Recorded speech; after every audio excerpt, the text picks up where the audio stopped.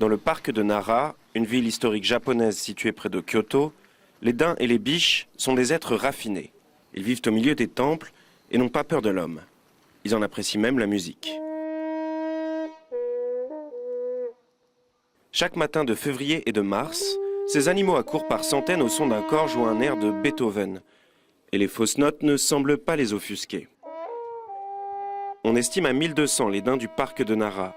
La légende veut qu'ils le peuplent depuis l'an 768, alors que cette ville était la capitale du Japon. Ils accompagnaient le dieu Takemikazuchi, venu de l'Est. Ce dieu est arrivé à dos de cerf blanc et s'est arrêté ici, au sanctuaire Kasuga Taisha. Aujourd'hui, les daims sont protégés, car on les considère comme les apôtres de ce dieu. Les touristes s'y rendent chaque jour par dizaines pour écouter ce concert un peu spécial et admirer ces animaux sacrés.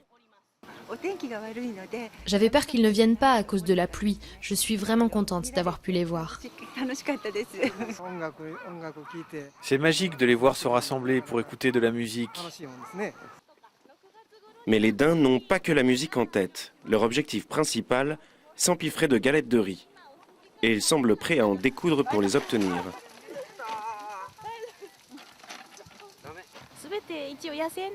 Ce sont des animaux sauvages. Ils ne se nourrissent pas uniquement de galettes de riz. Ils broutent aussi de l'herbe ou mangent des glands de chêne. Et lorsque les touristes leur donnent à manger, ça arrive qu'ils s'excitent et les chargent ou les mordent. Il y a parfois des blessés. Nombre de temples et de sanctuaires de Nara font partie du patrimoine mondial de l'humanité.